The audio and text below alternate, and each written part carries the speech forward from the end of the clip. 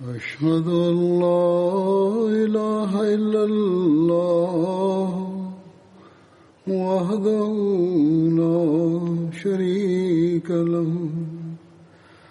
وأشهد أن محمدا عبده ورسوله أما بعد فأعوذ بالله من الشيطان الرجيم بسم الله الرحمن الرحيم الحمد لله رب العالمين الرحمن الرحيم مالك يوم الدين إياك نعبد وإياك نستعين اهدنا الصراط المستقيم صراط الذين أنعمت عليهم غير المغضوب عليهم ولا الضالين. ஏற்கனவே கூறப்பட்டது போன்று கடந்த குத்பாவில் அஹ்ஸாப் போரை பற்றி கூறினேன். அஹ்ஸாப் போருக்கு பிறகு பனு குறைஸாவுடைய நயவஞ்சகத்திற்கான தண்டனை குறித்த இறை கட்டளை நபி ஸல்லல்லாஹு அலைஹி வஸல்லம் அவர்களுக்கு வந்தது. யூதர்கள் போரை நிறுத்திவிட்டு ஹஜ்ரத் சஅத் அவர்கள் மூலமாக தீர்ப்பு வழங்குவதற்கு அவர்கள் விரும்பினார்கள். ஹஜ்ரத் சஅத் அவர்கள் தீர்ப்பு வழங்கினார்கள். இந்த போரை பற்றி கூறியவாறு ஹஜ்ரத் முஸ்லிம் மௌத் ரலியல்லாஹு அன்ஹு அவர்கள் ஓரிடத்தில் இவ்வாறு கூறுகிறார்கள்: 20 நாட்களுக்கு பிறகு முஸ்லிம்கள் நிம்மதி பெருமூச்சு விட்டனர். அதாவது அஹ்ஸாப் போருக்கு பிறகு இப்பொழுது பனு குறைஸாவுடைய விவகாரம் தீர்வு செய்யப்பட வேண்டியது இருந்தது. அவர்களுடைய நயவஞ்சகம் எப்படிப்பட்டது என்றால் அதை கண்டும் காணாமல் விட்டுவிட முடியாது. நபி ஸல்லல்லாஹு அலைஹி வஸல்லம் அவர்கள் திரும்பி வந்த பிறகு தமது சஹாபாக்களை பார்த்து, நீங்கள் வீடுகளில் ஓய்வு எடுக்க வேண்டாம், மாறாக மாலைக்குள் பனு குறைஸாவுடைய கோட்டைகளை நோக்கி நீங்கள் செல்லுங்கள் என்று கூறினார்கள். நபி ஸல்லல்லாஹு அலைஹி வஸல்லம் அவர்கள் அலி ரலியல்லாஹு அன்ஹு அவர்களை பனு குறைஸாவை நோக்கி அனுப்பி வைத்தார்கள். நீங்கள் உடன்படிக்கையை ஏன் மீறினீர்கள், ஏன் நயவஞ்சகம் செய்தீர்கள் என்று கேட்டறி அனுப்பி வைத்தார்கள். அவர்கள் வருந்துவதை விட்டுவிட்டு அல்லது மன்னிப்பு கேட்பதை விட்டுவிட்டு அல்லது ஏதேனும் காரணத்தை சொல்வதை விட்டுவிட்டு ஹஜ்ரத் அலி மற்றும் அவருடன் சென்றோரை ஏசி பேச ஆரம்பித்து விட்டார்கள். நபி ஸல்லல்லாஹு அலைஹி வஸல்லம் மற்றும் அன்னாருடைய குடும்பத்து பெண்களை ஏச ஆரம்பித்தார்கள். எங்களுக்கு எந்த முஹம்மது ஸல்லல்லாஹு அலைஹி வஸல்லம் அவர்களையும் தெரியாது, அவருடன் எந்த உடன்படிக்கையும் நாங்கள் செய்து கொள்ளவில்லை என்று கூறினார்கள். ஹஜ்ரத் அலி அவர்கள் இந்த பதிலை கேட்டுவிட்டு திரும்பினார்கள். அப்பொழுது ஹஜ்ரத் நபி ஸல்லல்லாஹு அலைஹி வஸல்லம் அவர்கள் சஹாபாக்களுடன் யூதர்களுடைய கோட்டைகளை நோக்கி வந்து கொண்டிருந்தார்கள். யூதர்கள் அப்போது ஏசி பேசிக் கொண்டிருந்தார்கள். நபி ஸல்லல்லாஹு அலைஹி வஸல்லம் அவருடைய மனைவிகளை பற்றியும் பெண் பிள்ளைகளை பற்றியும் அசுத்தமான வார்த்தைகளில் பேசிக் கொண்டிருந்தார்கள். நபி ஸல்லல்லாஹு அலைஹி வஸல்லம் அவர்கள் இந்த சொற்களை கேட்டால் அன்னாரது உள்ளம் வேதனைப்படும் என்று எண்ணியவாறு ஹஜ்ரத் அலி ரலியல்லாஹு அன்ஹு அவர்கள், யா ரசூலுல்லாஹ், நீங்கள் ஏன் கஷ்டப்படுகிறீர்கள், இந்த மக்களுடன் போர் செய்வதற்கு நாங்களே போதுமானவர்கள், நீங்கள் திரும்பிச் செல்லுங்கள் என்று கூறினார்கள். ஹஜ்ரத் நபி ஸல்லல்லாஹு அலைஹி வஸல்லம் அவர்கள் என்னை ஏசி பேசுகின்றார்கள், அதை நான் கேட்டுவிடக் கூடாது என்பதற்காக நீங்கள் கூறுகிறீர்கள் என்று கேட்டார்கள். ஹஜ்ரத் அலி அவர்கள் கூறினார்கள், ஆம் என்று சொன்னார்கள். நபி ஸல்லல்லாஹு அலைஹி வஸல்லம் அவர்கள் கூறினார்கள், இவர்கள் ஏசுவதால் என்ன ஆகிவிடப் போகின்றது, மூசா நபியும் இவர்களை சார்ந்தவராகத்தான் இருந்தார்கள், அவருக்கு எவ்வளவு துன்பங்கள் இவர்கள் கொடுத்தார்கள். இவ்வாறு கூறியவாறு நபி ஸல்லல்லாஹு அலைஹி வஸல்லம் அவர்கள் அந்த கோட்டைகளை நோக்கி சென்றார்கள். ஆனால் யூதர்கள் வாசலை அடைத்துவிட்டு கோட்டைக்குள் இருந்தார்கள். முஸ்லிம்களுடன் போர் செய்வதற்கு அவர்கள் ஆயத்தமாகிக் கொண்டிருந்தார்கள். எந்த அளவு என்றால் யூதர்களுடைய பெண்கள் கூட போரில் கலந்து கொண்டார்கள். அந்த கோட்டை மதிலுக்கு கீழே சில முஸ்லிம்கள் அமர்ந்து கொண்டிருந்தார்கள். அப்பொழுது ஒரு யூத பெண் மேலிருந்து கற்களை எறிந்து ஒரு முஸ்லிமை கொலை செய்து விட்டாள். ஆனால் முற்றுகைக்கு சில நாட்களுக்கு பிறகு யூதர்களுக்கு இந்த விஷயம் புரிந்துவிட்டது. அதாவது நீண்ட காலம் எதிர்த்து நிற்க முடியாது என்று புரிந்து கொண்டார்கள். ஆகவே அவர்களுடைய தலைவர்கள் நபி ஸல்லல்லாஹு அலைஹி வஸல்லம் வந்து அபு லுபாபா அன்சாரி, இது யூதர்களுடைய நண்பராக இருந்தார் மற்றும் அவுஸ் கோத்திரத்தினுடைய தலைவராக இருந்தார், அவரை எங்களிடம் அனுப்பி வையுங்கள், அவருடன் நாங்கள் கலந்து ஆலோசனை செய்ய வேண்டும் என்று கேட்டார்கள். நபி ஸல்லல்லாஹு அலைஹி வஸல்லம் அவர்கள் அபு லுபாபா அவர்களை அனுப்பி வைத்தார்கள். யூதர்கள் அவருடன் ஆலோசனை செய்தார்கள். முஹம்மது ஸல்லல்லாஹு அலைஹி வஸல்லம் அவர்கள் வேண்டுகோள் வைத்திருப்பது போன்று தீர்ப்பை அன்னாரிடம் விட்டு விடலாமா, ஆயுதங்களை கீழே போட்டுவிட்டு நாங்கள் சரணடைந்து விடலாமா என்று கேட்டார்கள். அபு லுபாபா அவர்கள் ஆமாம், அவ்வாறு செய்வதுதான் சரி என்று நாவினால் பதிலளித்தார்கள். மேலும் சையின் மூலமாக தமது தலையை சீவது போன்று சையை செய்தவாறு உங்களுக்கு அழிவு ஏற்பட போகிறது என்று சுட்டிக்காட்டினார்கள். அப்பொழுது வரை நபி ஸல்லல்லாஹு அலைஹி வஸல்லம் அவர்கள் தமது தீர்ப்பை பற்றி யாருக்கும் ஒன்றும் கூறவில்லை, தீர்ப்பை வெளிப்படுத்தவில்லை. ஆனால் அபு லுபாபா அவர்கள் தமது உள்ளத்தில் என்ன நினைத்தார்கள் என்றால், இது போன்ற குற்றங்கள், யூதர்கள் செய்த இது போன்ற குற்றங்களுக்கு மரண தண்டனை தான் கொடுக்க முடியும் என்று அவர் சிந்திக்காமல் சையின் மூலமாக அவர்களுக்கு இவ்வாறு கூறிவிட்டு வந்துவிட்டார். கடைசியில் இந்த விஷயம்தான் யூதர்களுடைய அழிவுக்கு காரணமாக இருந்தது. அதாவது பனு குறைதாவுடைய சமுதாயத்திற்கு அழிவுக்கு காரணமாக இருந்தது. அப்பொழுது யூதர்கள், நாங்கள் முஹம்மது ஸல்லல்லாஹு அலைஹி வஸல்லம் அவருடைய தீர்ப்பை நாங்கள் ஏற்றுக்கொள்ள மாட்டோம். யூதர்கள் நபி ஸல்லல்லாஹு அலைஹி வஸல்லம் தீர்ப்பை ஏற்றுக்கொண்டிருந்தால் மற்ற கோத்திரங்களை போன்று அதிகபட்ச தண்டனையாக அவர்கள் மதீனாவை விட்டு நாடு கடத்தப்பட்டிருப்பார்கள். ஆனால் துரதிருஷ்டம் என்னவென்றால் அவர்கள் நபி ஸல்லல்லாஹு அலைஹி வஸல்லம் தீர்ப்பை ஏற்றுக்கொள்ள மாட்டோம், மாறாக எங்களது நட்பு கோத்திரமான அவுஸ் கோத்திரத்தின் தலைவரான சஅத் பின் முஆஸ் அவருடைய தீர்ப்பை ஏற்றுக்கொள்வோம் என்று கூறிவிட்டார்கள். அவர் என்ன தீர்ப்பு கொடுக்கிறாரோ அதை நாங்கள் ஏற்றுக்கொள்கிறோம் என்று கூறிவிட்டார்கள். ஆனால் அப்பொழுது யூதர்களுக்கிடையே கருத்து வேறுபாடு தோன்றிவிட்டது. யூதர்கள் சிலர், நம்முடைய சமுதாயம் வஞ்சகம் செய்துள்ளது, முஸ்லிம்களுடைய நடைமுறையை பார்க்கும்போது அவருடைய மார்க்கம் உண்மையான மார்க்கமாக தெரிகிறது என்று கூறியவாறு அவர்கள் தங்களது மார்க்கத்தை தொடர்ந்துவிட்டு இஸ்லாத்தில் நுழைந்து விட்டார்கள். அவர்களில் ஒருவர் அம்ர் பின் சௌதா என்பவர் தமது சமுதாயத்தின் தலைவராக இருந்தார். அவர் தமது சமுதாயத்தை பழித்துரைத்தார். மேலும் தமது சமுதாயத்திடம், நீங்கள் நயவஞ்சகம் செய்துள்ளீர்கள், உடன்படிக்கையை முறித்துள்ளீர்கள், இப்பொழுது நீங்கள் முஸ்லீமாகிவிடுங்கள் அல்லது வரி கட்டுங்கள் என்று கூறினார். யூதர்கள், நாங்கள் முஸ்லீமாகவும் ஆக மாட்டோம், வரியும் கட்ட மாட்டோம், அதைவிட நாங்கள் இறப்பதை மேல் என்று கூறிவிட்டார்கள். அப்பொழுது அந்த தலைவர், எனக்கும் உங்களுக்கும் இந்த சம்மதம் இல்லை என்று கூறிவிட்டார். அதாவது அவர்களுக்கு புரிய வைக்க முயற்சி செய்தார். அவர்கள் புரிவதற்கு தயாராக இல்லை. எனக்கும் உங்களுக்கும் சம்மதம் இல்லை என்று கூறியவாறு கோட்டையை விட்டு அவர் வெளியேறிவிட்டார். அவர் கோட்டையை விட்டு வெளியேறிய போது கோட்டைக்கு வெளியே முஸ்லிம்களுடைய ஒரு படைப்பிரிவு இருந்தது. அதனுடைய தளபதியாக முஹம்மது பின் மஸ்லமா அவர்கள் இருந்தார்கள். கோட்டையில் இருந்து ஒருவர் வெளிவருவதை பார்த்துவிட்டு யார் என்று கேட்டார்கள். அவர் இன்ன நபர் என்று கூறினார். முஹம்மது பின் மஸ்லமா அவர்கள் அவரை பார்த்து, அல்லாஹும்ம லா தஹரிம்னி இகாலத அசராத்தில் கிராம் என்று கூறினார்கள். அதாவது நீங்கள் ஞானத்துடன் செல்லுங்கள்.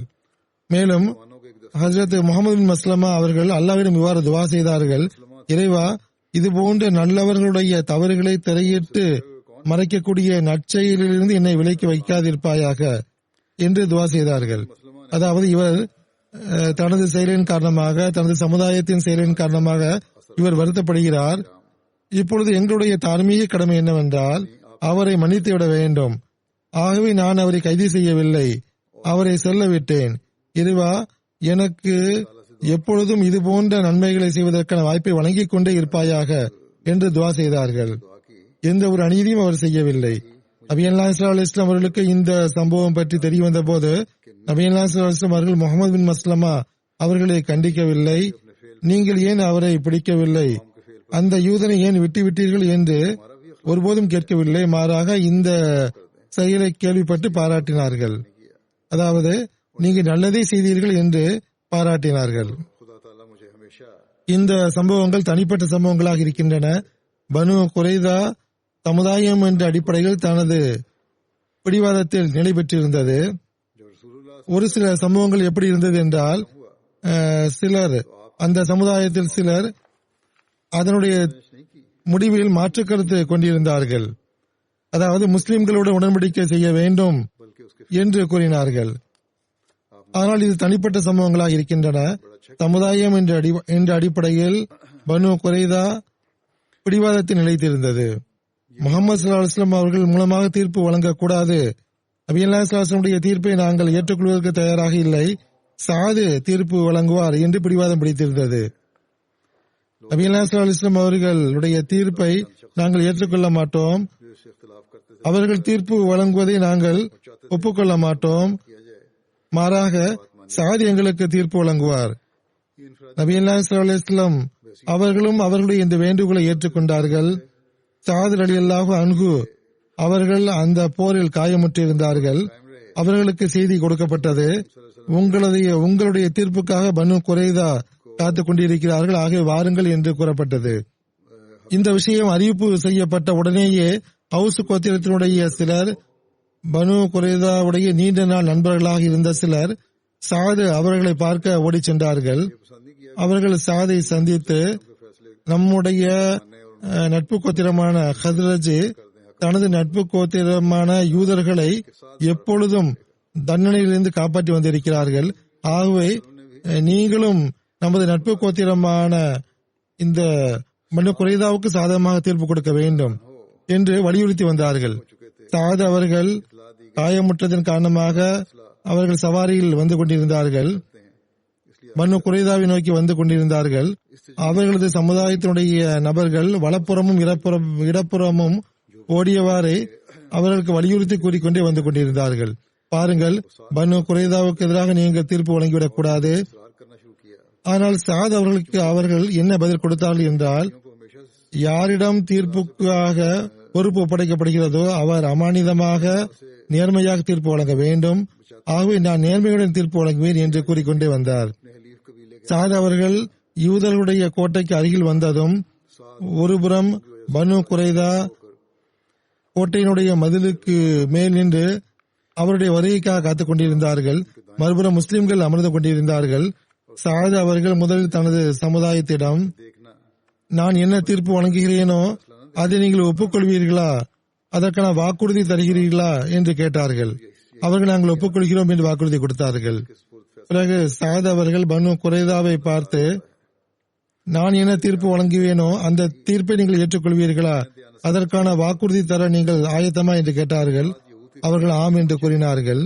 அதன் பிறகு சாத் அவர்கள் நபி ஸல்லல்லாஹு அலைஹி வஸல்லம் அவர்கள் அமர்ந்திருந்த பகுதியை பார்த்தவாறு வெட்கி தலை குனிந்தவாறு, ஏனென்றால் நபி ஸல்லல்லாஹு அலைஹி வஸல்லம் அவர்களை ஏறெடுத்து பார்ப்பதற்கு அவர்கள் வெட்கத்தின் காரணமாக தலையை குனிந்தவாறு பார்வையை தாழ்த்தியவாறு, நான் என்ன தீர்ப்பு கொடுப்பேனோ, நான் நீதிபதியாக நியமிக்கப்பட்டிருக்கின்றேன், என்னுடைய தீர்ப்பை நீங்கள் ஏற்றுக்கொள்வீர்களா என்று பார்வையை தாழ்த்தியவாறு கேட்டார்கள்.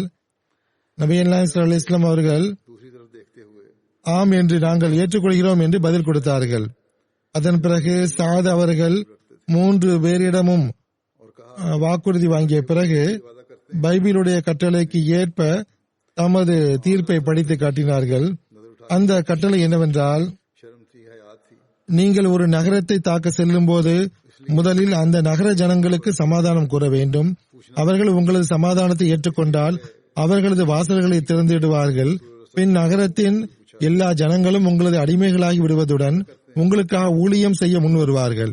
ஆனால் அந்த நகர ஜனங்கள் உங்களோடு சமாதானம் செய்ய மறுத்து உங்களை எதிர்த்து சண்டையிட்டால் நீங்கள் அந்த நகரத்தை முற்றுகையிடுங்கள். உங்கள் தேவனாகிய கர்த்தர் அந்நகரை கைப்பற்ற உங்களுக்கு அனுமதிக்கும் போது நீங்கள் அங்குள்ள ஆண்கள் அனைவரையும் கொல்ல வேண்டும். ஆனால் நீங்கள் அங்குள்ள ஆண்கள், குழந்தைகள், மாடுகள் ஆகியவற்றை கொல்லாமல் உங்களுக்காக அந்நகரில் உள்ள எல்லா பொருட்களையும் எடுத்து அனுபவிப்பீர்களாக. இந்த எல்லா பொருட்களையும் நீங்கள் பயன்படுத்திக் கொள்ளலாம். உங்கள் தேவனாகிய கர்த்தர் உங்களுக்காகவே இவற்றை எல்லாம் கொடுத்துள்ளார். நீங்கள் வசிக்கின்ற நகரங்களையுடைய இந்த தேசத்தை விட்டு வெகு தூரத்தில் உள்ள எல்லா நகரங்களிலும் இவ்வாறு செய்வீர்களாக. உங்கள் தேவனாகிய கர்த்தர் உங்களுக்கு தருகின்ற தேசத்தில் நீங்கள் எடுத்துக்கொள்ளப் போகிற நகரங்களில் இருக்கின்ற ஒவ்வொருவரையும் கொன்றுவிட வேண்டும். அங்குள்ள ஜனங்கள் இனங்களான ஏத்தியர், எமோரியர், கானானியர், பெரிசியர், ஏவியர், எபூசியா ஆகியவற்றை முழுமையாக அழித்துவிட வேண்டும். உங்கள் தேவனாகிய கர்த்தர் நீங்கள் இதை செய்ய கட்டளையிட்டுள்ளார். ஏனென்றால் அவர்கள் உங்கள் தேவனாகிய கர்த்தருக்கு எதிராக உங்களை எந்த ஒரு பாவத்தையும் செய்ய கற்றுக் கொடுக்க முடியாது. அவர்கள் பொய் தெய்வங்களை தொழுது கொண்ட அந்த அருவருப்பான செயல்களில் எந்த ஒன்றையும் உங்களை செய்யுமாறு கற்றுக் கொடுக்க இயலாத வண்ணம் அவர்களை அழிக்க வேண்டும். இது பைபிளுடைய சொற்களாகும். இதை படித்து காட்டினார்கள். அது சாத அவர்கள் அதற்கு ஏற்பவர்கள் தீர்ப்பு வழங்கினார்கள். பைபிளுடைய இந்த தீர்ப்பிலிருந்து என்ன தெளிவாகிறது என்றால், யூதர்கள் வெற்றி பெற்றுவிட்டால், மேலும் முகமது ரசூலுல்லாஹி ஸல்லல்லாஹு அலைஹி வஸல்லம் அவர்கள் தோல்வியடைந்து விட்டால், பைபிளுடைய இந்த தீர்ப்புக்கு ஏற்ப முதலில் முஸ்லிம்கள் அனைவரும் கொல்லப்பட்டிருப்பார்கள். ஆண்களும் பெண்களும் குழந்தைகளும் கொல்லப்பட்டிருப்பார்கள். மேலும் வரலாற்றிலிருந்து நமக்கு தெரிய வருவது போன்று யூதர்கள் இவ்வாறுதான் எண்ணம் கொண்டிருந்தார்கள். அதாவது ஆண்கள் பெண்கள் அனைவரையும் ஒரேடியாக கொள்வதற்கு அவர்கள் எண்ணியிருந்தார்கள். மேலும் அந்த யூதர்களுடன் மன்றாடி கேட்டுக்கொண்டாலும் அவர்கள் பைபிளில் உபாகமம் அதிகாரத்தில் மேலே கூறப்பட்டது போன்று அவர்கள் தூரத்தில் உள்ள தேசங்களில் உள்ள மக்களுடனும் இவ்வாறு நடந்து கொண்டிருப்பார்கள். அதாவது எல்லா ஆண்களையும் கொண்டிருப்பார்கள், பெண்கள் மற்றும் பிள்ளைகள் மற்றும் பொருட்களை கொள்ளையடித்திருப்பார்கள். சாத் அவர்கள் பனு குறைதாவுடைய நண்பராக இருந்தார்கள். அவர்கள் பார்த்தார்கள், யூதர்கள் இஸ்லாமிய ஷரியத்திற்கு ஏற்ப நிச்சயமாக அது அவர்களுடைய உயிரை காப்பாற்றி இருக்கும். நபி ஸல்லல்லாஹு அலைஹி வஸல்லம் தீர்ப்பை அவர்கள் ஏற்றுக்கொள்ளவில்லை. ஆகவே மூசா அலைஹிஸ்ஸலாம் அவர்கள் உபாகமம் அதிகாரத்தில் ஏற்கனவே கூறியது போன்று அதற்கு ஏற்ப அவர்கள் தீர்ப்பு வழங்கினார்கள். இந்த தீர்ப்பினுடைய பொறுப்பாளி முகமது ஸல்லல்லாஹு அலைஹி வஸல்லம் கிடையாது, முஸ்லிம்களும் கிடையாது. மாறாக இது அவர்களுடைய வேதங்களின்படி இது தீர்ப்பு வழங்கப்பட்டது. அதாவது மூசா மற்றும் மூசாவின் மீது இறங்கிய தௌராத் வேதத்தின்படி அந்த யூதர்களுக்கு தீர்ப்பு வழங்கப்பட்டது. இந்த யூதர்கள் ஆயிரக்கணக்கான வருடங்களாக மற்ற சமுதாயத்தோடு இவ்வாறுதான் நடந்து கொண்டிருந்தார்கள். முகமது ஸல்லல்லாஹு அலைஹி வஸல்லம் அவர்கள் கருணை காட்டுவதற்காக அவர்களை அழைத்த போது அவர்கள் மறுத்துவிட்டார்கள். முகமது ஸல்லல்லாஹு அலைஹி வஸல்லம் அவருடைய பேச்சை நாங்கள் கேட்க முடியாது, சாதுடைய பேச்சை கேட்போம் என்று கூறினார்கள். சாது மூசாவுடைய தீர்ப்புக்கு ஏற்ப தீர்ப்பு வழங்கினார்கள். ஹஜ்ரத் முஸ்லிமோது ரலியல்லாஹு அன்ஹு அவர்கள் எழுதுகிறார்கள், இன்று கிறிஸ்துவ உலகம் பெருங்குரல் எழுப்புகிறது, முகமது ரசூலுல்லாஹி ஸல்லல்லாஹு அலைஹி வஸல்லம் அவர்கள் அநீதி இழைத்து விட்டார்கள் என்று கூறுகிறார்கள். அந்த கிறிஸ்துவ எழுத்தாளர்கள் இதை பார்ப்பதில்லையா? அதாவது முகமது ஸல்லல்லாஹு அலைஹி வஸல்லம் அவர்கள் வேறு ஏதேனும் சந்தர்ப்பத்தில் இவ்வாறு அநீதி இழைத்திருக்கிறார்களா? ஒருபோதும் கிடையாது. நூற்றுக்கணக்கான சம்பவங்கள் உள்ளது. நூற்றுக்கணக்கான முறை முகமது ஸல்லல்லாஹு அலைஹி வஸல்லம் அவர்கள் எதிரிகளை மன்னித்து கருணை புரிந்து அனுப்பி வைத்திருக்கிறார்கள். ஒவ்வொரு முறையும் முகமது ஸல்லல்லாஹு அலைஹி வஸல்லம் அவர்கள் எதிரிகளை மன்னித்திருக்கிறார்கள். ஆனால் இந்த ஒரு சம்பவத்தில் எதிரிகள் வலியுறுத்தி கேட்டுக் கொண்டதற்கிணங்க, அதாவது முகமது ஸல்லல்லாஹு அலைஹி வஸல்லம் உடைய தீர்ப்பை நாங்கள் ஏற்றுக்கொள்ள மாட்டோம், இன்ன நபர் தான் தீர்ப்பு வழங்க வேண்டும் என்று வலியுறுத்தி கேட்டுக் கொண்டார்கள். அதே நபி ஸல்லல்லாஹு அலைஹி வஸல்லம் அவர்களிடத்தில் அந்த தீர்ப்பு வழங்க வந்த நபரும் வாக்குறுதி வாங்கிவிட்டார். அதாவது நான் என்ன தீர்ப்பு கொடுப்பேனோ அதை நீங்கள் ஏற்றுக்கொள்ள வேண்டும் என்று கூறிவிட்டார். அதாவது வரலாற்றிலிருந்து தெரிய வருவது போன்று நபி ஸல்லல்லாஹு அலைஹி வஸல்லம் அவரிடமும் தீர்ப்பு வாங்கப்பட்டது. அவர் தனது சுயமாக அந்த நபர் தனியாக சுயமாக தீர்ப்பு கொடுக்கவில்லை. மாறாக மூசா அலைஹிஸ்ஸலாம் அவர்கள் ஏற்கனவே வழங்கிய அந்த தீர்ப்பை மீண்டும் எடுத்துரைத்தார். அதாவது யூதர்கள் மூசாவுடைய சமுதாயம் என்று வாதிக்கிறார்கள். யாராவது அநீதி இழைத்திருப்பார்கள் என்றால் யூதர்கள் தங்கள் மீது தாங்களே அநீதி இழைத்துக் கொண்டார்கள். அவர்கள் முகமது ஸல்லல்லாஹு அலைஹி வஸல்லம் உடைய தீர்ப்பை ஏற்றுக்கொள்ள மறுத்துவிட்டார்கள். யாராவது அநீதி இழைத்திருப்பார்கள் என்றால் மூசா அலைஹிஸ்ஸலாம் அவர்கள் தான் அநீதி இழைத்திருக்கிறார்கள். ஏனென்றால் முற்றுகையிடப்பட்ட எதிரியோடு இவ்வாறு நடந்து கொள்ளுங்கள் என்று தௌராத்தில் இறை கட்டளைக்கு இணங்க அவர்கள் போதனை வழங்கியிருந்தார்கள். ஆகவே இது அநீதி என்றால் கிறிஸ்துவ எழுத்தாளர்கள் மூசா அலைஹிஸ்ஸலாம் அவர்கள் அநீதியாளர் என்று எழுதியிருக்க வேண்டும், அல்லது இவ்வாறு கட்டளையிட்ட மூசாவுடைய இறைவனை அநீதியாளனாக ஆக்கியிருக்க வேண்டும். அஸாபுடைய போருக்கு பிறகு நபி ஸல்லல்லாஹு அலைஹி வஸல்லம் கூறினார்கள், இன்றைக்கு பிறகு முஷ்ரிக்கீகள் நம்மீது போர் தொடுக்க மாட்டார்கள், நாம் அவர்கள் மீது போர் தொடுப்போம். இந்த சமுதாயங்கள் நம் மீது போர் தொடுத்தார்களோ நாம் அவர்கள் மீது போர் தொடுப்போம் என்று கூறினார்கள். அவ்வாறே நடந்தது. அஸாபுடைய போரில் காபிர்களுக்கு அதிக நஷ்டம் ஒன்றும் ஏற்படவில்லை. சிலர் கொல்லப்பட்டிருந்தார்கள். அடுத்த வருடம் அவர்கள் மீண்டும் ஆயத்தமாகி 20,000 பதிலாக 40,000 பேரை அழைத்து வர அவர்களுக்கு சாத்தியம் இருந்தது. அல்லது அதைவிட அதிகமாக அவர்கள் ஏற்பாடு செய்ய முடியும். 1,00,000 அல்லது 1,50,000 நபர்களை அழைத்து வருவது அவர்களுக்கு சாத்தியமானதாக இருந்தது. ஆனால் 21 வருட தொடர் முயற்சிகளுக்கு பிறகு காபிர்களுடைய உள்ளங்கள் எதை புரிந்தது என்றால், இறைவன் முகமது ஸல்லல்லாஹு அலைஹி வஸல்லம் அவரோடு இருக்கின்றான், நம்முடைய சிலைகளோடு இல்லை, இந்த உலகத்தை படைத்தது ஒரே இறைவன் தான் என்று அவர்கள் புரிந்து கொண்டார்கள். அவர்கள் உடல் ஆரோக்கியம் உள்ளவர்களாக அந்த காபிர்கள் இருந்தார்கள். ஆனால் அவர்களது உள்ளங்கள் உடைந்து போயிருந்தன. வெளிப்படையாக அவர்கள் சிலைக்கு முன்னால் குனிந்தார்கள். ஆனால் உள்ளத்தில் லா இலாஹ இல்லல்லாஹ் என்ற குரல் ஓங்கிக் கொண்டிருந்தது. ஹஜ்ரத் அபு சயீத் குத்ரி ரலியல்லாஹு அன்ஹு அவர்கள் அறிவிக்கிறார்கள், சிலர் ஹஜ்ரத் சஅத் பின் முஆஸ் அவருடைய தீர்ப்பை ஏற்றுக்கொள்ளும் நிபந்தனையுடன் கோட்டையை விட்டு வெளியேறி வந்தார்கள். நபி ஸல்லல்லாஹு அலைஹி வஸல்லம் அவர்கள் சஅத் அவர்களை அழைத்தார்கள். அவர் கழுதை மீது சவாரி செய்து வந்து சேர்ந்தார்கள். நபி ஸல்லல்லாஹு அலைஹி வஸல்லம் அவர்களை அடைந்த போது நபி ஸல்லல்லாஹு அலைஹி வஸல்லம் சஹாபாக்களை பார்த்து, உங்களில் சிறந்தவரை வரவேற்பதற்காக எழுந்து செல்லுங்கள், உங்களுடைய தலைவரை வரவேற்பதற்காக எழுந்து செல்லுங்கள் என்று கூறினார்கள். சஅத் ரலியல்லாஹு அன்ஹு அவர்கள் தீர்ப்பு வழங்குவதற்காக இறங்கி வந்தார்கள். அவர்கள் தமது தீர்ப்பை இவ்வாறு கூறினார்கள், அதாவது போர் செய்யக்கூடிய அனைவரையும் கொன்றுவிட வேண்டும், அவர்களது குடும்பத்தை கைது செய்துவிட வேண்டும் என்று தீர்ப்பு கொடுத்தார்கள். நபி ஸல்லல்லாஹு அலைஹி வஸல்லம் அவர்கள் இந்த தீர்ப்பை கேட்டுவிட்டு, இது இறை விருப்பத்திற்கேற்ப அமைந்த தீர்ப்பாகும் என்று கூறினார்கள். அல்லது இது அரசரை போன்று நீங்கள் தீர்ப்பு வழங்கி இருக்கிறீர்கள் என்று கூறினார்கள். இது புகாரியுடைய ரிவாயத்தாகும். இதனுடைய மேற்கொண்டு சில விவரங்கள் உள்ளன. ஹஜ்ரத் மிர்சா பஷீர் அஹ்மத் சாப் அவர்கள் இதை எழுதியிருக்கிறார்கள். அதையும் நான் சுருக்கமாக கூறிவிடுகின்றேன். பனு குறைதாவை பற்றி எழுதும்போது கூறுகிறார்கள், கடைசியில் 30 நாட்கள் முற்றுகைக்கு பிறகு இந்த துரதிருஷ்டமான யூதர்கள் எப்படிப்பட்ட ஒரு நபரை தமது நீதிபதியாக ஆக்கிக் கொண்டார்கள் என்றால், அவர் இவருடைய நண்பராக இருந்த போதிலும் இந்த யூதர்களுடைய நடவடிக்கையை பார்த்துவிட்டு அவருடைய உள்ளத்தில் எந்த கருணையும் எஞ்சியிருக்கவில்லை. அதாவது முழுக்க முழுக்க நீதியின் முழு உருவமாக அவர் திகழ்ந்தார். அவருடைய உள்ளத்தில் ரஹ்மத்துல் ஆலமீன் அவர்களைப் போன்று பரிவு இரக்கம் ஒருபோதும் இருக்கவில்லை. அதனுடைய விளக்கம் எப்படி என்றால், அவுஸ் கோத்திரத்தினுடைய அதனுடைய விளக்கம் என்னவென்றால், அவுஸ் கோத்திரம் பனு குறைதா உடைய முற்காலத்து நண்பனாக இருந்தது. அந்த காலத்தில் அந்த கோத்திரத்துடைய தலைவராக சஅத் பின் முஆஸ் அவர்கள் இருந்தார்கள். அவர் அகழ் போரில் காயமுற்று இருந்தார்கள். அவர் பள்ளிவாசலுக்கு அருகில் மருத்துவத்திற்காக தங்கியிருந்தார்கள். அந்த பழங்கால நட்பின் காரணமாக பனு குறைதா, நாங்கள் சஅத் பின் முஆஸ் அவர்களை எங்களது நீதிபதியாக ஆக்கிக் கொள்கிறோம், அவர் என்ன தீர்ப்பு வழங்குவாரோ அதை நாங்கள் ஏற்றுக்கொள்கிறோம் என்று கூறினார்கள். ஆனால் அந்த யூதர்களுள் சிலர் எவ்வாறு இருந்தார்கள் என்றால், ஏற்கனவே முன்னர் கூறப்பட்டு விட்டது போன்று தமது சமுதாயத்தினுடைய அந்த முடிவை அவர்கள் ஏற்றுக்கொள்ளவில்லை. அவர்கள் தங்களை குற்றவாளிகளாக கருதி கொண்டார்கள். அவர்களது உள்ளத்தில் இஸ்லாத்தினுடைய உண்மை வந்துவிட்டது. அப்படிப்பட்ட மக்கள் வரலாற்றின் அடிப்படையில் அவர் மூவர் என்று கூறப்படுகின்றது. அவர்கள் சந்தோஷமாக இஸ்லாத்தில் நுழைந்து நபி ஸல்லல்லாஹு அலைஹி வஸல்லம் வட்டத்திற்கு வந்துவிட்டார்கள். ஆனால் இவர்களை தவிர இன்னொரு நபர் இருந்தார். அவர் முஸ்லிமாகவில்லை.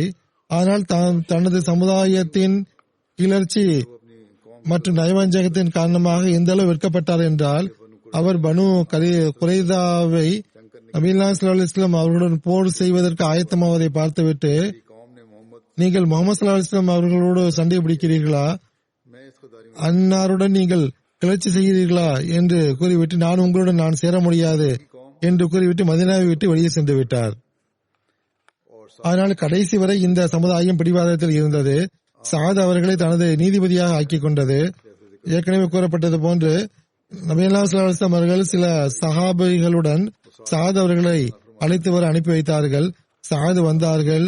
வழியில் அவருடைய சமுதாயத்தை சார்ந்த சிலர் அன்னாரிடம் மீண்டும் மீண்டும் வலியுறுத்தியவாறு, குறைசா நமது நட்பு கோத்திரமாகும், அதை நீங்கள் கவனத்தில் கொள்ளுங்கள், ஹஸ்ரஜ் தமது நட்பு கோத்திரமான பனு கைனிகாவுடன் மென்மையாக நடந்து கொண்டது போன்று நீங்கள் நமது நட்பு கோத்திரத்தில் நடந்து கொள்ளுங்கள், கடுமையாக நடந்து கொள்ளாதீர்கள் என்று கேட்டார்கள். சாத் அவர்கள் ஆரம்பத்தில் அமைதியாக இருந்தார்கள்.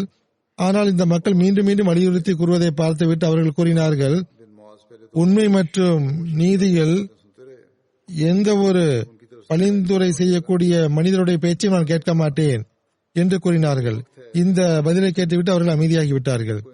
எப்படி இருந்த போதிலும் ஹஜ்ரத் சாத் அவர்கள் நபி ஸல்லல்லாஹு அலைஹி வஸல்லம் அவர்களுக்கு அருகில் வந்ததும் நபி ஸல்லல்லாஹு அலைஹி வஸல்லம் அவர்கள், உங்களது தலைவருக்காக நீங்கள் எழுந்து செல்லுங்கள், அவர் இறங்குவதற்கு உதவி செய்யுங்கள் என்று கூறினார்கள்.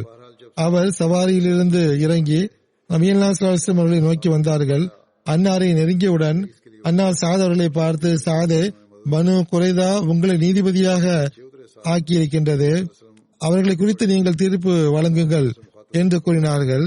சாத் அவர்கள் தனது கோத்திரமான ஹவுஸ் கோத்திரத்தை மக்களை பார்த்தார்கள். அவர்களை பார்த்து,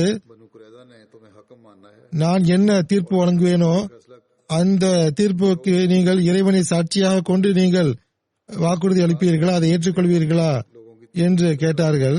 அந்த மக்கள் ஆம் என்று கூறினார்கள். ஏற்கனவே இது பற்றி கூறப்பட்டு விட்டது.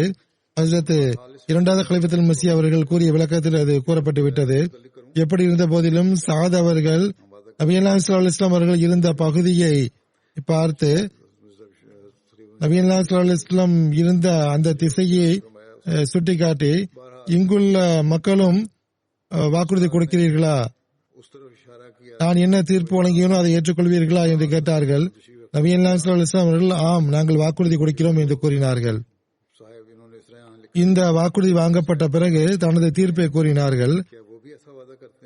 பனு குறைதாவில் போர் செய்யக்கூடிய அனைவரும் கொல்லப்பட வேண்டும், அவர்களுடைய பெண்களும் குழந்தைகளும் கைது செய்யப்பட வேண்டும், அவர்களது செல்வங்கள் முஸ்லிம்களிடையே பங்கீடு செய்யப்பட வேண்டும் என்று தீர்ப்பளித்தார்கள்.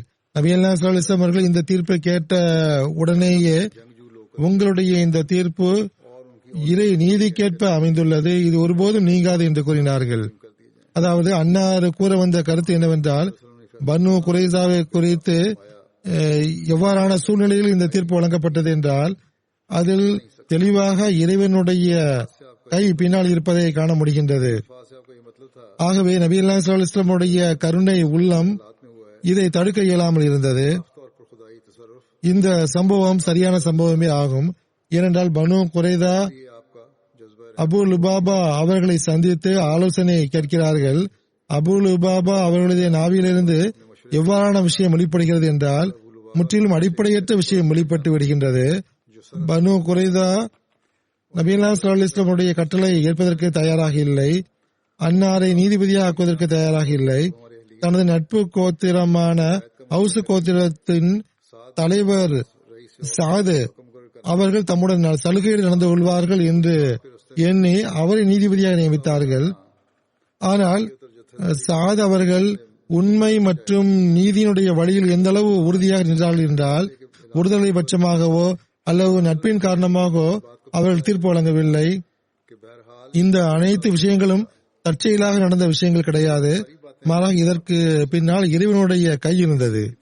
அதான் மிர்சா பஷீர் அஹமத் சாப் அவர்கள் எழுதுகிறார்கள், இதை பார்க்கும்போது பனு குறைதாவுடைய உடன்படிக்கை மீறுதல், அவர்கள் துரோகம் செய்தல், அவர்கள் கிளர்ச்சி செய்தல், அவருடைய குழப்பம், அவருடைய கொலைகள் போன்றவற்றினுடைய காரணமாக இறைவனுடைய நீதிமன்றம் இவ்வாறான தீர்ப்பு வழங்கியது போன்று தெரிகிறது. அதாவது போரிடக்கூடிய மக்கள் இந்த உலகத்தை விட்டு அழித்து ஒழிக்கப்பட வேண்டும் என்று தீர்ப்பு வழங்கப்பட்டது. ஆகவே ஆரம்ப காலத்தில் நபி ஸல்லல்லாஹு அலைஹி வஸல்லம் அவர்களுக்கு இந்த போரை குறித்து மறைவான தூண்டுதல்கள் காட்டப்பட்டன, வெளிப்பட்டன. இது இறை நியதியாக இருந்தது. அல்லாஹ் தன்னுடைய நபியை இதிலிருந்து முற்றிலும் தனித்து வைத்து விட்டான். அதாவது இந்த தீர்ப்பு நபி ஸல்லல்லாஹு அலைஹி வஸல்லம் மூலமாக கொடுக்கப்படக்கூடாது என்பதை அல்லாஹ் முடிவு செய்து விட்டான். மிக நுட்பமாக மறைவாக நபி ஸல்லல்லாஹு அலைஹி வஸல்லம் அவர்களை தனியே அல்லாஹ் கொண்டு சென்று விட்டான். ஹஜ்ரத் சஅத் பின் முஆஸ் அவர்கள் மூலமாக இந்த தீர்ப்பை அல்லாஹ் வழங்கினார்.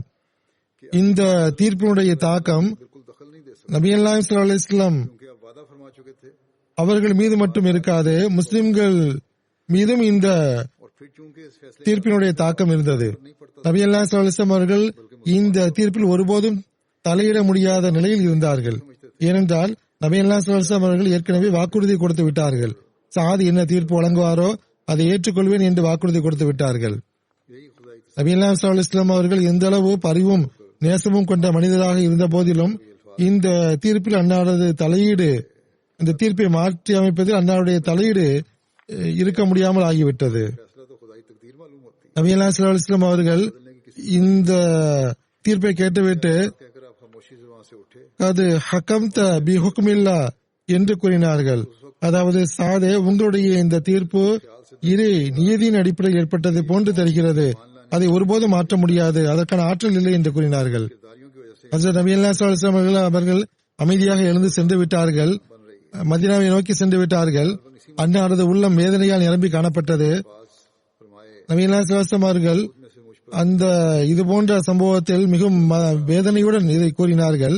அதாவது யூத மக்களிடையே செல்வாக்குள்ள 10 பேர் என் மீது ஈமான் கொண்டிருந்தால் இந்த முழு யூத சமுதாயம் அழிக்கப்படுவதிலிருந்து, இறை தண்டனையிலிருந்து காப்பாற்றப்பட்டிருக்கும் என்று இறைவன் மீது நான் நம்பிக்கை கொண்டிருப்பேன் என்று கூறினார்கள். நபி ஸல்லல்லாஹு அலைஹி வஸல்லம் அவர்கள் எழுந்து சென்று விட்டார்கள். இப்பொழுது அந்த தீர்ப்பை அமல்படுத்த வேண்டிய நிலை அன்னாருக்கு வந்துவிட்டது. நபி ஸல்லல்லாஹு அலைஹி வஸல்லம் அவர்கள் ஆண்கள், பெண்கள் மற்றும் குழந்தைகளை தனித்தனியாக ஆக்கும்படி கூறினார்கள். ஆகவே அந்த அனைவரும் தனித்தனியாக ஆக்கப்பட்டு மக்காவிற்கு கொண்டு செல்லப்பட்டார்கள். மக்காவில் தனித்தனியாக அடைக்கப்பட்டார்கள். நபி ஸல்லல்லாஹு அலைஹி வஸல்லம் உடைய பல சஹாபாக்கள் பல நாட்கள் பசியோடு இருந்தார்கள். ஆயினும் இந்த பனு குறைதா அவர்களுக்கு இந்த கூட்டத்திற்கு சாப்பிடுவதற்காக பல குவியலை கொண்டு வந்து கொடுத்தார்கள். வரலாற்றில் வருவதை போன்று யூதர்கள் இரவு முழுவதும் அந்த பழங்களை சாப்பிட்டுக் கொண்டிருந்தார்கள். மற்ற அடுத்த நாளில் தீர்ப்பு நடைமுறைப்படுத்தப்படக்கூடிய அந்த நேரம் வந்துவிட்டது. நபி ஸல்லல்லாஹு அலைஹி வஸல்லம் அவர்கள் தகுதியுள்ள சில நபர்களை இந்த பணிக்கு நியமித்து இருந்தார்கள். அன்னாரும் அந்த இடத்திற்கு அருகிலேயே அமர்ந்திருந்தார்கள். அதாவது இந்த தீர்ப்பு வழங்கப்படும் போது ஏதேனும் ஒரு வழிகாட்டல் தேவைப்பட்டால் தாமதமின்றி வழிகாட்டல் வழங்குவதற்காக அன்னார் அருகிலேயே அமர்ந்திருந்தார்கள்.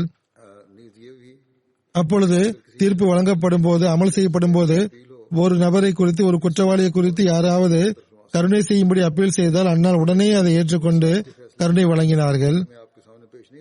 ஆனால் சாத் அவருடைய தீர்ப்பு முழுவதும் எதிர்த்து அதை மாற்றியமைக்க அன்னார் முடியாதவர்களாக இருந்தார்கள். ஆனால் ஒரு அரசர், ஒரு ஜனாதிபதி என்ற அடிப்படையில் ஒரு நபருடைய கருணைக்காக அப்பீல் செய்யப்படும் போது அன்னார் அதை கேட்டார்கள், கருணை வழங்கினார்கள். எப்படி இருந்த போதிலும் நபி ஸல்லல்லாஹு அலைஹி வஸல்லம் அவர்கள் அந்த மக்களுக்கு தண்டனை வழங்கப்பட்டிருக்கும் போது அன்னாருடைய கருணை எந்த அளவு இருந்தது என்றால், அவர்கள் அழைத்து வரப்படும் வரை, அந்த கொலை செய்யப்படக்கூடிய இடத்திற்கு வரும் வரை எங்கு அழைத்து செல்லப்படுகிறோம் என்று கூட அந்த நபர்களுக்கு தெரியாமல் இருந்தது. அந்த அளவு அவர்கள் தெரியாமல் அழைத்து வரப்பட்டார்கள். ஒவ்வொரு நபரும் தனித்தனியாக அழைத்து வரப்பட்டார். ஒருவர் கொல்லப்படும் போது இன்னொரு நபர் பார்க்காத வகையில் அந்த ஏற்பாடு செய்யப்பட்டிருந்தது. நபி ஸல்லல்லாஹு அலைஹி வஸல்லம் அவர்களை பற்றி முஸ்லிம் அல்லாத எழுத்தாளர்கள் விரும்பத்தகாத முறையில் எழுதியிருக்கிறார்கள். நபி ஸல்லல்லாஹு அலைஹி வஸல்லம் அவருக்கு எழுதும் போது அன்னார் 400 யூதர்களை கொன்று விட்டார்கள், அன்னார் கொடுங்கோலர், அநீதியாளர் என்று விரும்பத்தகாத அளவில் எழுதியிருக்கிறார்கள். ஆனால் நம்முடைய ஒரு ஆராய்ச்சியாளர் இது குறித்து தமது ஆராய்ச்சியில் குறிப்பிடும் போது ஏறக்குறைய 16 அல்லது 17 யூதர்கள் தான் கொல்லப்பட்டார்கள் என்று நம்முடைய ஆராய்ச்சியாளர் எழுதியிருக்கிறார். எப்படி இருந்த போதிலும் இந்த சம்பவம் குறித்து மேலும் ஆராய வேண்டும்.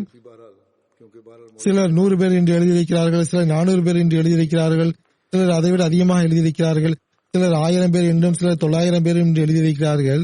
எப்படி இருந்த போதிலும் அந்த எண்ணிக்கை குறித்து ஆராயப்பட வேண்டும்.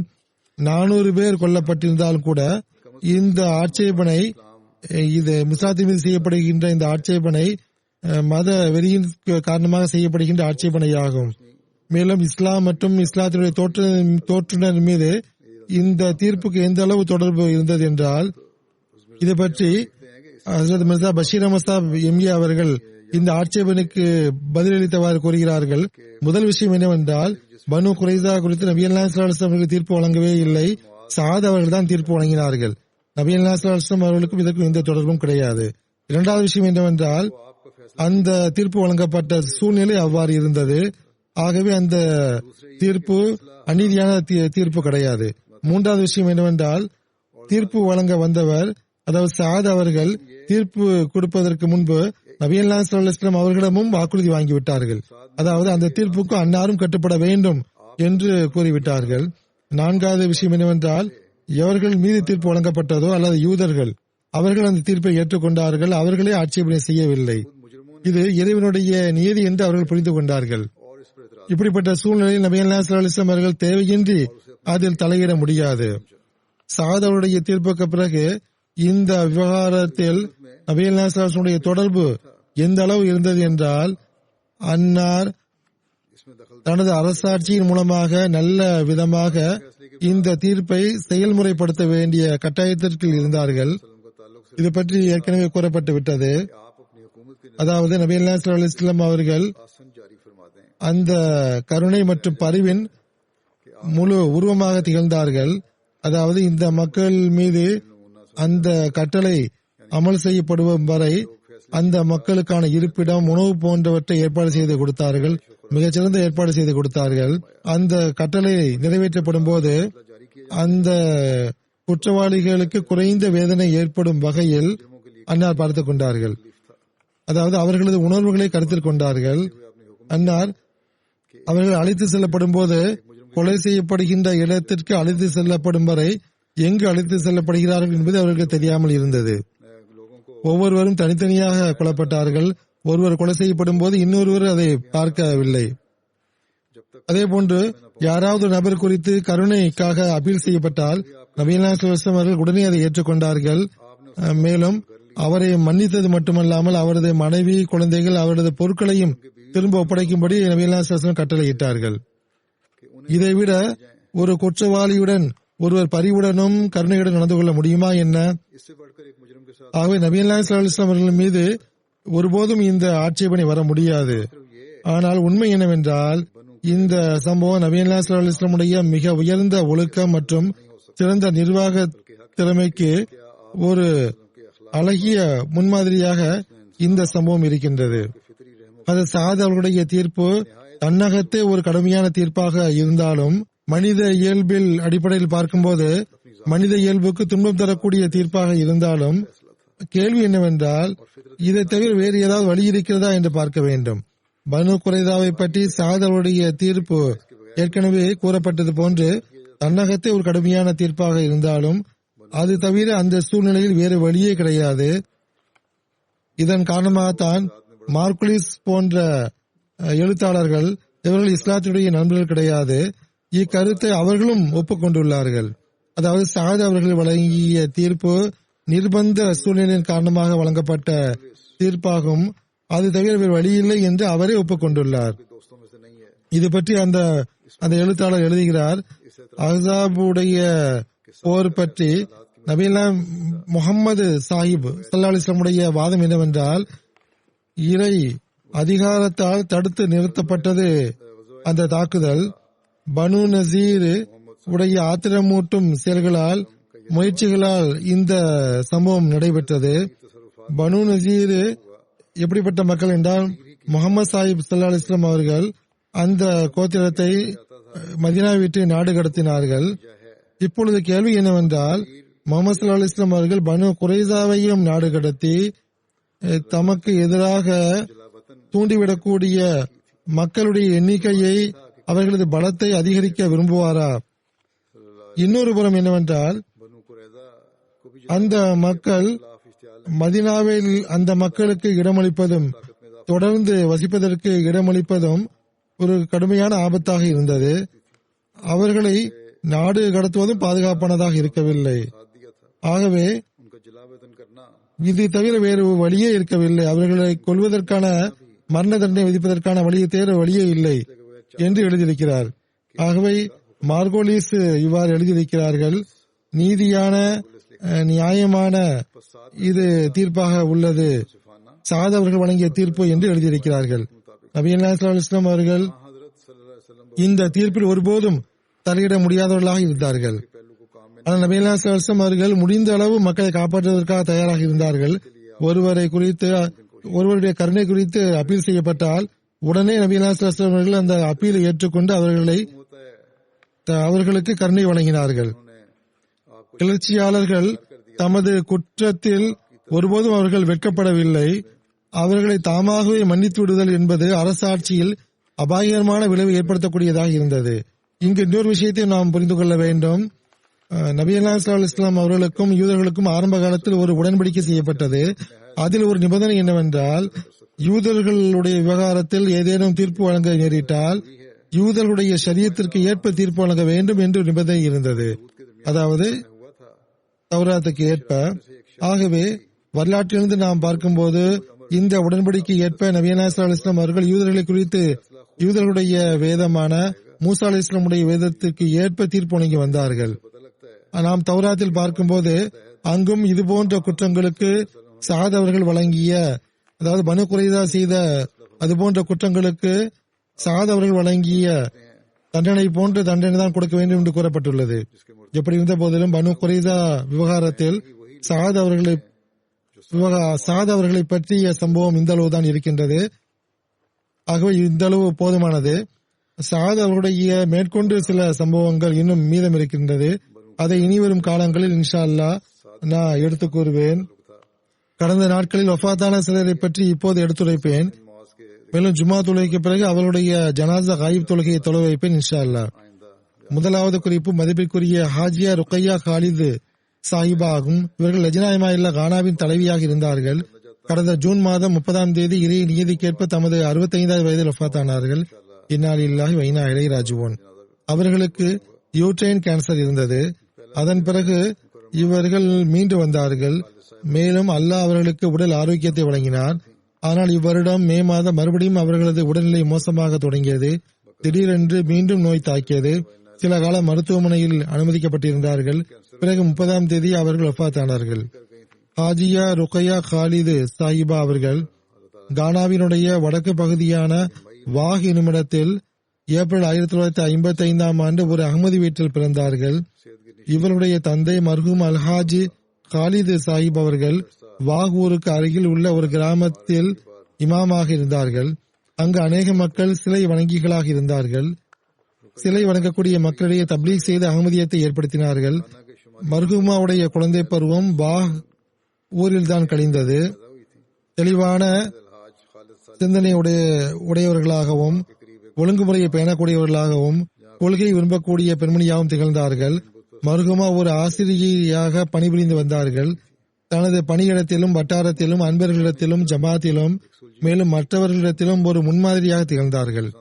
பணி ஓய்வு பெற்ற பிறகு புஸ்தானே அகமதில் அகமதியா இன்டர்நேஷனல் ஸ்கூலின் தலைமை ஆசிரியையாக தொண்டாற்றி வந்தார்கள். குழந்தைகளுக்கான கல்வி ஒழுக்க பயிற்சியில் அதிக ஈடுபாடு கொண்டவர்களாக திகழ்ந்தார்கள். பல குழந்தைகளுடைய கல்வி செலவை ஏற்றுக்கொண்டு வந்தார்கள். மேலும் பல குழந்தைகளை தமது வீட்டில் வைத்து எவ்வித பிரதிபலனையும் எதிர்பார்க்காமல் கற்பித்து வந்தார்கள். 2017ஆம் ஆண்டு சதலஜினா இமாயில்லாவாக நியமிக்கப்பட்டார்கள்.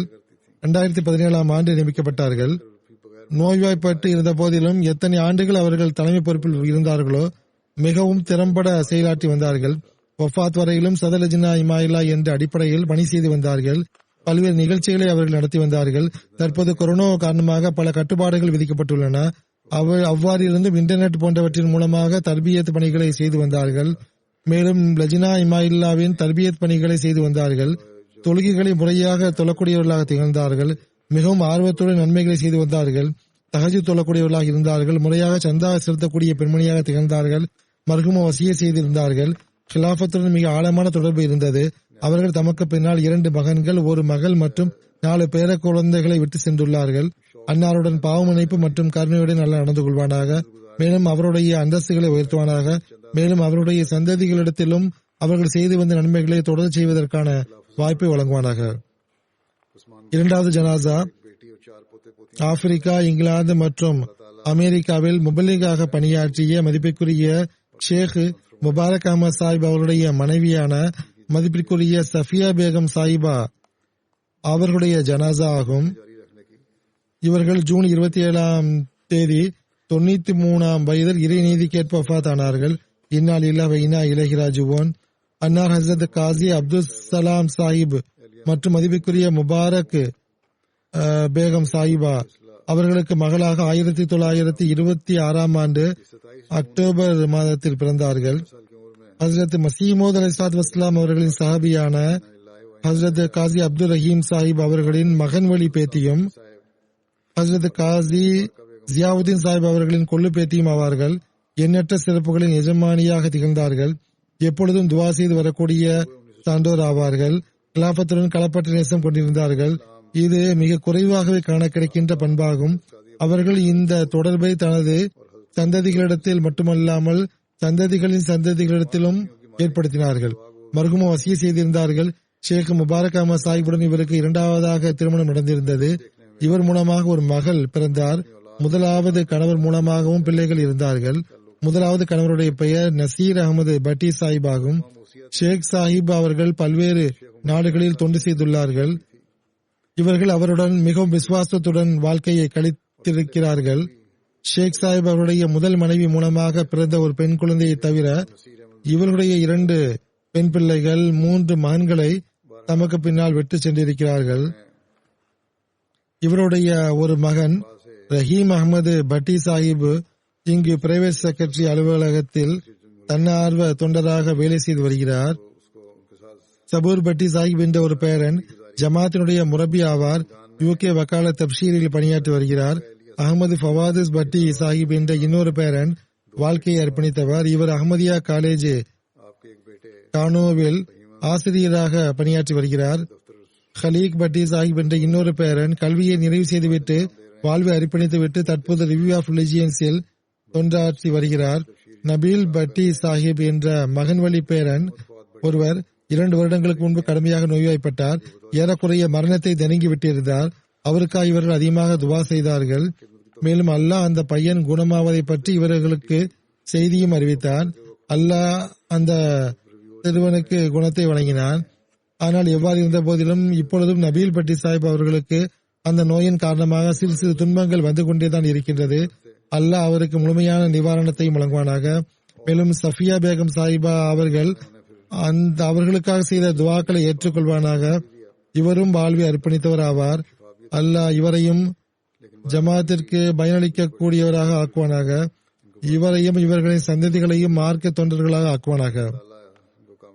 இவர்களுடைய மகள் ஃபரிதா ஷேக் சாஹிபா கூறுகிறார்கள், எங்களுடைய தாயாருக்கு ஹஜ்ரத் மசீமோத் அலைஹிஸ்ஸலாத்து வஸ்ஸலாம் அவர்களுடன் அதிக நேசம் இருந்தது. எப்பொழுதுமே அன்னாருடைய புகைப்படத்தை சுட்டிக்காட்டி இவர்கள் மூலமாகத்தான் நமக்கு எல்லாமே கிடைத்தது, இவர்கள் மூலமாகத்தான் எல்லா அருளும் கிடைத்தது என்று கூறி வருவார்கள். பிறகு ஆப்பிரிக்கா அமெரிக்க சகோதரிகளுடன் இவர்களுக்கு குறிப்பான தொடர்பு இருந்தது. அவர்களை நன்கு கவனித்துக் கொண்டார்கள். அவர்களில் பெரும்பாலார் தினந்தோறும் வீட்டுக்கு வந்து செல்வார்கள். வீட்டில் சாதாரணமாக வந்து செல்வார்கள். சமையல் அறையில் அமர்ந்து பேசிக் கொண்டிருப்பார்கள். குடும்பத்தில் உள்ள ஒரு உறுப்பினரை போன்று அமர்ந்து பேசிக் கொண்டிருப்பார்கள். இவருடைய பெரிய மகள் நயீமா ஷபீர் சாஹிபா அவர்கள் கூறுகிறார்கள், மிகவும் பரிவுள்ள நேசிக்கக்கூடிய பெண்மணியாக திகழ்ந்தார்கள். எல்லையற்ற பொறுமைசாலியாக இருந்தார்கள். தன் மீது அநீதி இழைத்துக் கொண்டு பிறர் மீது அக்கறை கொள்ளக்கூடிய பெண்மணியாக திகழ்ந்தார்கள். கிலாபத்தின் நேசத்தை எங்களது உள்ளங்களில் இட்டார்கள். தொடர்ச்சியாக கடிதம் எழுதுமாறு கூறி வந்தார்கள். தன்னுடைய சந்ததிகளுக்காக ஹஜ்ரத் மசீமோத் அலைஹிஸ்ஸலாத்து வஸ்ஸலாம் அவர்களின் துவாக்களை படித்து வந்தார்கள். மேலும் ஏழைகள் மற்றும் அனாதைகளை நன்கு கவனித்துக் கொண்டார்கள். சந்தா மற்றும் சதகாக்களை மிகவும் முறையாக செலுத்தி வந்தார்கள். ஹஜ்ரத் 3வது கலிஃபத்துல் மஸீஹ் ரஹிமஹுல்லா அவர்கள் குறிப்பான பரிவுடன் இவர்களது திருமணத்தை ஷேக் முபாரக் சாஹிபுடன் நடத்தினார்கள். அவர் முபல்லிகாக இருந்தார். அவருடைய முதல் மனைவி இறந்து போயிருந்தார்கள். அதேபோன்று இவருடைய கணவர் இறந்து போயிருந்தார். ஷேக் சாஹிப் அவர்களுடைய ஒரு ஜமாத் பணியினால் 3வது கலிஃபத்துல் மஸீஹ் அவர்கள் மகிழ்ச்சி அடைந்தவாறு அப்பொழுது இவருடைய திருமண பந்தத்தை செய்து வைக்கும் போது, உங்களுக்கு ஒரு பரிசு தரப்போகிறேன் என்று கூறினார்கள். ஷேக் சாஹிபும் அந்த பரிசை கண்ணியப்படுத்தினார்கள். அந்த பரிசு என்னவென்றால், அது சஃபியா பேகம் சாஹிபா அவர்களுடைய உருவத்தில் வழங்கப்பட்டது. ஷேக் சாஹிப் அவர்கள் சஃபியா சாஹிபா அவர்களை கண்ணியப்படுத்தினார்கள். முதல் கணவர் மூலமாக பிறந்த குழந்தைகளையும் நன்கு கவனித்துக் கொண்டார்கள். முதல் கணவர் இளமை பருவத்தில் மரணமடைந்து போயிருந்தார். அவர்களுடைய மூத்த மகன் ஷமீம் பட்டி சாஹிப் என்னுடன் ஸ்கூல் மற்றும் காலேஜில் படித்துள்ளார். ஷேக் சாஹிப் அவர்கள் அந்த குழந்தைகளை மிகவும் அக்கறையுடன் கவனித்துக் கொண்டதை நான் பார்த்துள்ளேன். அதற்கான உரிமையை வழங்கினார்கள். அதேபோன்று சஃபியா பேகம் சாஹிபா அவர்களும் களப்பணியில் எவ்வாறு உடன் இருந்தார்கள் என்றால், வாழ்க்கையை அர்ப்பணித்த ஒருவருடைய மனைவியுடைய கடமை எவ்வாறு இருக்க வேண்டுமோ அவ்வாறு இருந்தார்கள். மிக குறைவான முபல்லிகளுடைய மனைவிகளே இவ்வாறு உரிமையை செலுத்தக்கூடியவர்களாக இருக்கிறார்கள். இவ்வாறு சஃபியா பேகம் சாஹிபா அவர்கள் அதற்கான உரிமையை செலுத்தினார்கள். களப்பற்ற முறையில் விருந்தினர்களுக்கு விருந்து உபசரிப்பு செய்யக்கூடியவர்களாக இருந்தார்கள். ஒருபோதும் வருத்தப்பட்டது கிடையாது. மேலும் ஜமாத் நபர்களுக்காக அதிகமாக துவாக்கள் செய்யக்கூடியவர்களாக இருந்தார்கள். ஷேக் சாஹிபின் கீழ் பணியாற்றிய முபல்லிகள் மற்றும் அவர்களுடைய குடும்பத்தினருடன் மிக நல்ல முறையில் நடந்து கொண்டார்கள். கிலாபத்துக்கு பிறகு எனக்கு அவர்களுடன் அதிக தொடர்பு, அதிக அறிமுகம் ஏற்பட்டது. கிலாபத்தின் மீது அதிக நேசம் கொண்டவர்களாக அவர்களை நான் கண்டுள்ளேன். இவ்வாறான பித்தர்கள் மிக குறைவாகவே காண கிடைக்கிறார்கள். அல்லாஹ் இவர்களுடைய அந்தஸ்தை உயர்த்துவானாக. மேலும் இவர்களுடைய சந்ததிகளையும் எப்பொழுதும் ஜமாத் மற்றும் கிலாபத்துடன் விசுவாசம் உடையவர்களாக ஆக்குவானாக. அடுத்த ஜனாசா மதிப்பிற்குரிய அலி அகமது சாஹிப் அவர்களுடையதாகும். இவர் பணி ஓய்வு பெற்ற வக்ஃபே ஜதீதின் முஅல்லிம் ஆவார்கள். இவர் ஜூன் 18ஆம் தேதி 86வது வயதில் வஃபாத் ஆனார்கள். இன்னா லில்லாஹி வ இன்னா இலைஹி ராஜிஊன்.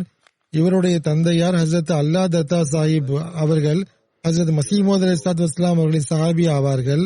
1903ஆம் ஆண்டு ஹஸ்ரத் மசீமோத் அலைஹிஸ்ஸலாத்து வஸ்ஸலாம் அவர்களின் ஜஹலம் பயணத்தின் போது இவர் தனது கிராமத்தில் இருந்து 10-12 மைல் தூரம் நடந்து வந்து ஹஸ்ரத் மசீமோத் அலைஹிஸ்ஸலாத்து வஸ்ஸலாமுடைய கையில் பையத் செய்யும் நட்பேறு பெற்றார்கள். 1965ஆம் ஆண்டு வக்ஃப் செய்தார்கள். 1967 முதல் 2008ஆம் ஆண்டு வரை ஏறக்குறைய 41 வருடங்கள் சிந்து மற்றும் பஞ்சாபின் பல்வேறு ஜமாத்துகளில் தொண்டாற்றியுள்ளார்கள். நூற்றுக்கணக்கான சிறுவர்களுக்கும் சிறுமிகளுக்கும் ஆண்களுக்கும் பெண்களுக்கும் திருக்குரான் கற்றுக் கொடுத்துள்ளார்கள். அன்னாருடைய முயற்சிகள் மற்றும் துவாக்களினால் 20க்கும் மேற்பட்ட நல்ல ஆன்மாக்கள் ஜமாத்தில் இணைவதற்கான நல்வாய்ப்பு பெற்றன. மர்ஹூம் வசிய செய்திருந்தார்கள். மர்ஹூம் தமக்கு பின்னால் மனைவி, 2 பெண் பிள்ளைகள் மற்றும் 3 மகன்களை விட்டு சென்றுள்ளார்கள். அன்னாருடைய ஒரு மகனான அப்துல் ஹாதி தாரிக் சாஹிப் கானாவில் முபல்லிகா பணியாற்றி வருகிறார். அங்குள்ள இன்டர்நேஷனல் ஜாமியா அஹ்மதியாவில் 7 வருடங்களாக ஆசிரியராக தொண்டாற்றி வருகிறார்கள். தற்போதுள்ள சூழ்நிலைகளின் காரணமாக அவர் தனது தந்தையினுடைய ஜனாசாவில் நல்லடக்கத்தில் கலந்து கொள்ள இயலவில்லை. அன்னாரின் சகோதரருடைய 2 பிள்ளைகள் ஜமாத்துடைய முரப்பியாக பணியாற்றி வருகிறார்கள். மேலும் 3 மகள் வழி பேரன்கள் திருக்குரானை மனனம் செய்த ஹாஃபிஸாக இருக்கிறார்கள். மக்ஃபூர் அகமது முனீப் சாஹிப் என்ற வாழ்க்கையை அர்ப்பணித்த நமது முபல்லிக் சாஹிப் அவர்கள் தற்போது தலைமையகத்தில் நியமிக்கப்பட்டுள்ளார்கள். அவர்கள் கூறுகிறார்கள், மதிப்பிற்குரிய மௌலவி சாஹிப் அவர்கள் வாழ்வை அர்ப்பணித்த முரப்பிகள் மற்றும் முஅல்லிம்களுக்கு சந்தேகத்திற்கிடமின்றி ஒரு முன்மாதிரியாக திகழ்ந்தார்கள். பிறர் குறைகளை விட்டு முகம் திருப்பிக் கொள்பவராக இருந்தார்கள். தம்முடைய வேலையில் மட்டுமே கவனம் செலுத்தக்கூடியவர்கள், அதிகமாக துவாக்கள் செய்யக்கூடியவர்கள், பணிவான இயல்பு கொண்டவர்கள், மலர்ந்த முகத்துடன் சந்திக்கக்கூடியவர்கள், அஹ்மதியா கிலாபத்திற்காக எப்பொழுதும் ஆயத்தமாக இருக்கக்கூடியவர்கள் ஆவார்கள். கோபப்பட்டாலும் கூட புரிய வைக்கும் போது அதிகமாக வேதனை வெளிப்படுத்தக்கூடியவர்களாக இருந்தார்கள். மிக்க சகிப்புத்தன்மை கொண்டவர்களாக இருந்தார்கள். மௌலவி சாஹிப்பின் சீடர்களாக இருந்த பல சிறுவர் சிறுமியர் இன்று பெரியவர்களாக ஆகிவிட்டனர். ஆனால் அவர்களுடைய உள்ளங்களிலிருந்து மௌலவி சாஹிப்பின் நட்பண்புகள் மற்றும் நேசத்தின் ஞாபகங்கள் மறைந்து போய்விடவில்லை. அல்லாஹ் அவருடைய அந்தஸ்துகளை உயர்த்துவானாக. அவர்களுடைய சந்ததிகளிடத்திலும் அவர்கள் செய்து வந்த நன்மைகளை தொடர் செய்வதற்கு நல்வாய்ப்பு வழங்குவானாக. அடுத்த ஜனாசா நாரோவால் மாவட்டம் ஏதிப்போரை சார்ந்த மதிப்பிற்குரிய பஷீர் அஹமத் டோகர் சாஹிப் அவர்களின் மனைவியான மதிப்பிற்குரிய ரஃபீகா பிபி சாஹிபா அவருடையதாகும். மே மாதம் 22ஆம் தேதி இறை நீதிக்கேற்ப வஃபாத்தானார்கள். இன்னா லில்லாஹி வ இன்னா இலைஹி ராஜிஊன். இவருடைய குடும்பத்தில் ஹஸ்ரத் மசீமோத் அலைஹிஸ்ஸலாத்து வஸ்ஸலாம் அவர்களின் சஹாபியான இவருடைய பாட்டனார் ஹஸ்ரத் மலிக் சர்தார் கான் டோகர் சாஹிப் நம்பர்தார் மூலமாக அஹ்மதியத் வந்தது. இவருடைய மகன் ரியாஸ் அகமது டோகர் சாஹிப் அவர்கள் கூறுகிறார்கள், எனக்கு நினைவு தெரிந்த நாளிலிருந்து அன்னாரை மிக்க தொழுகையாளியாகவும் தீமைகளை விட்டு விலகி இருக்கக்கூடியவராகவும் கண்டுள்ளேன். தொழுகை, நோன்பு போன்றவற்றை முறையாக பேணி வந்தார்கள். எண்ணற்ற பல சூறாக்கள் அன்னாருக்கு மனனமாக தெரிந்திருந்தது. காலையில் பால் கறக்கும் போது பெரும்பாலும் சூரா தகாபுனை ஓதி வருவார்கள். ஐவேளை தொழுகையை மிகவும் முறையாக தொழுது வந்தார்கள். ஒவ்வொரு தொழுகையின் போதும் ஓரிரண்டு பேரனையும் பேத்தியையும் தம்முடன் தொழுகைக்காக நிற்க வைப்பார்கள். இதன் மூலம் குழந்தைகளுக்கும் தொழுகைக்கான ஆர்வம் ஏற்பட வேண்டும் என்று செய்வார்கள். தொழுகைக்கு பிறகு நீண்ட நேரமாக முசல்லாவில் அமர்ந்து தஸ்பீ செய்து கொண்டிருப்பார்கள். இதேபோன்று உரத்த குரலில் திருக்குரான் ஓதி வருவார்கள். முழு வீட்டிலும் அவருடைய திலாவத்து குரல் எதிரொலிக்கும். அன்னாருக்கு பல சூறாக்கள் மனனமாக தெரிந்திருந்தது. கிலாபத்துடன் மிக்க பற்றும் நேசமும் மதிப்பும் கொண்டிருந்தார்கள். காலத்தின் கலீஃபாவின் துவாக்களின் மீது அதிக நம்பிக்கை இருந்தது. தனது முகனும் முரப்பி ஆவார் என்றும், தனது மகன் வழி பேரனும் முரப்பியாகி கொண்டிருக்கிறார் என்றும், தனது மகள் வழி பேரனும் முரப்பி ஆவார் என்று பெருமையாக மக்களிடையே கூறுவார்கள். நமது பிள்ளைகளை அதிகமாக நினைவு கூர்ந்து வந்தார்கள். அத்துடன் இறைவனுடைய பெரும் அருள் என் மீது உள்ளது. அவன் என்னுடைய கிளைகளை உலகத்தின் மூளை முடுக்குகளில் எல்லாம் பரப்பியுள்ளான் என்று கூறி வருவார்கள். தமக்கு பின்னர் 6 மகன்கள், 1 மகள் மற்றும் பல பேரன் பேத்திகளை விட்டு சென்றுள்ளார்கள். இவருடைய ஒரு மகன் ரியாஸ் அகமது டோகர் சாஹிப் தன்சானியாவில் தொண்டாற்றிக் கொண்டிருக்கிறார்கள். அவரும் தற்போது உள்ள சூழ்நிலையை கருத்தில் கொண்டு மேலும் தமது களப்பணியில் தீவிரமாக இருப்பதன் காரணமாகவும் ஜனாசாவிலும் நல்லடக்கத்திலும் கலந்து கொள்ள இயலவில்லை. அல்லாஹ் அவர்களுக்கு பொறுமை மற்றும் தைரியத்தை வழங்குவானாக. இவருடைய மகள் வழி பேரன் அதீல் அகமது டோகர் சாஹிப் பாகிஸ்தானில் முரப்பியாக தொண்டாற்றி வருகிறார். மகன் வழி பேரன் அயாஸ் அகமது டோகர் சாஹிப் ஜாமியா அஹமதியா இன்டர்நேஷனல் கானாவில் 5ஆம் வருட மாணவராக உள்ளார். அல்லாஹ் மருகுமாவுடன் பாவமன்னிப்பு மற்றும் கருணையுடன் நடந்து கொள்வானாக. மேலும் அவருடைய அந்தஸ்துகளை உயர்த்துவானாக. மேலும் அவர்களுடைய சந்ததிகளிடத்திலும் அவர்கள் செய்து வந்த நன்மைகளை தொடர் செய்வதற்கான நான் நல்வாய்ப்பு வழங்குவானாக. அதேபோன்று கடந்த குத்பாக்களில் நான் அறிவித்த ஜனாசாக்களையும் இன்றைய ஜனாசாவில் நான் இணைத்துக் கொள்கிறேன். அவர்களுடைய ஜனாசா தொழுகையை சூழ்நிலையின் காரணமாக நான் தொலை வைக்க முடியவில்லை.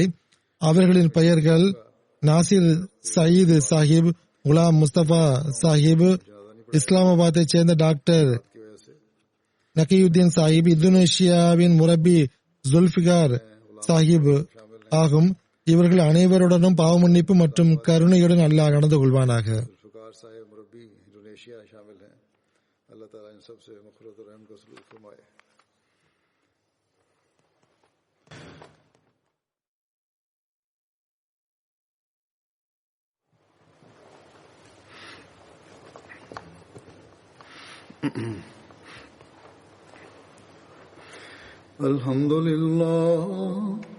Alhamdulillah nahmaduhu wa nasta'inuhu wa nastaghfiruhu wa nu'minu bihi wa natawakkalu alayhi wa na'udhu billahi min shururi anfusina wa min sayyiati a'malina. من يهده الله فلا مضل له ومن يضلل فلا هادي له ونشهد أن لا إله إلا الله ونشهد أن محمدا عبده ورسوله. عباد الله رحمكم الله إن الله يأمر بالعدل والإحسان وإيتاء ذي القربى وينهى عن الفحشاء والمنكر والبغي يعظكم لعلكم تذكرون. اذكروا الله يذكركم وادعوه يستجب لكم ولذكر الله أكبر.